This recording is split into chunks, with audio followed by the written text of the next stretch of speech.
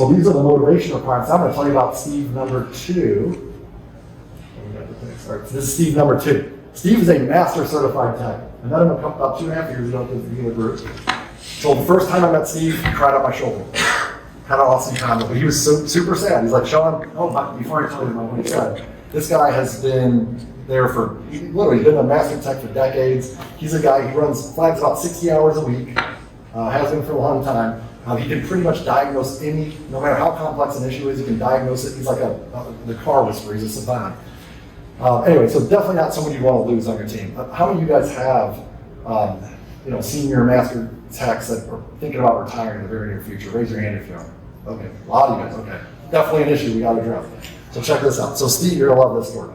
So Steve literally breaks down in tears. I was like, Sean, I'm gonna have to quit in just a couple months. I'm like, why are you gonna have to quit? He's like, because come fall, man, I'm retired, but I don't want to, but I have to. I'm like, why do you have to? He's like, my wife, she's telling me I need to quit. I get so cold in the wintertime up here in the Northeast. He's like, it snows and my bones ache and it just becomes really tough for me. I got this house down in Florida, we never go down there. My wife's like, honey, retire, we're good on money, we don't need money. And he's like, it breaks my heart. I was like, well, why are you so passionate about what you do? And he's like, I love problem solving, I love developing these other techs around me. And so he's a guy that all the new people can lean on and get help from, right? He's like invaluable to your team, not to mention the results he puts up. But anyway, so he's gonna quit. In coaching, here's the interesting thing about coaching. When you coach your people, it's the art of creating new possibilities. So I'm like, have you considered talking to your boss about this and seeing if he'll let you stick around and maybe go to Florida a couple months later? And he's like, no, he'll never do that. I'm like, really? What makes you say that? He's like, I just know him. I don't think he would. I was like, well, what assumptions do you make? He's like, all of it. It's all assumptive. I go, well, what have you got to lose in trying? He's like, yeah, I guess you're right. You're not going to lose in trying. So we meet with the service director. And the service director's like, I don't know if that's a good idea. And I'm like, what concerns do you have? And he's like, well, you lose your skills real fast in the tech. If you don't do work on cars for a few months, you can lose it real quick. And so it's funny because I had already known what Steve was planning on doing while he's in Florida. Work on cars in his garage. He's got all the tools you need to work on cars at home. So I'm like, well, what are you going to be doing? Steve's like, I'm going to be working on cars. I'm like, I don't know. It sounds to me like he'll stay pretty frosty or stay sharp, you know? The service director's like, you know what? He's like, I'd be dumb to not come up with something to help you. You've been loyal. You're one of my best workers. You add so much value. He's like, tell you what, how much time do you need off each year? He's like, 60 days. If you just give me 60 days, I'll come back here, bells on. So that was 2.5 years ago. This picture was taken 2.5 weeks ago. I was in New Jersey. My team and I were coaching their dealer group.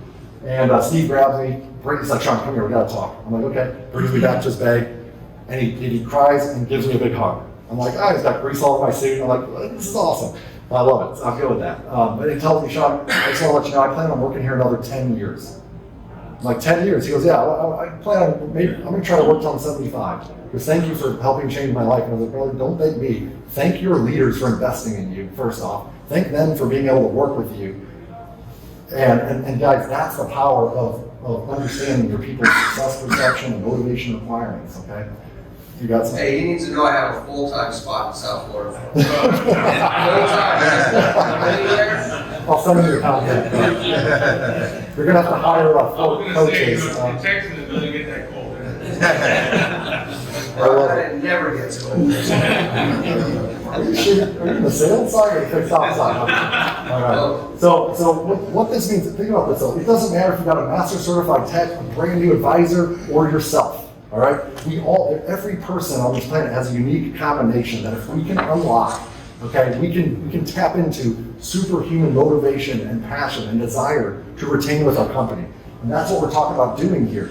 And then you have happy, motivated, excited employees. You have relationships with happy guests, people that trust. Guess where the customers are going to go? And guess what they're going to buy more of? Your service work.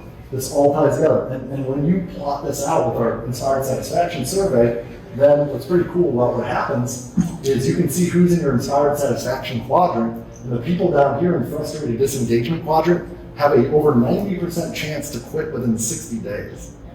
So as a leader, you now can kind of predict the future, and all of a sudden you know exactly how to move each of these people up and to the right and retain them on your team. And this is why our Motivators coaching clients do not lose employees very rarely, because we help the leaders learn how to crack that code for each person.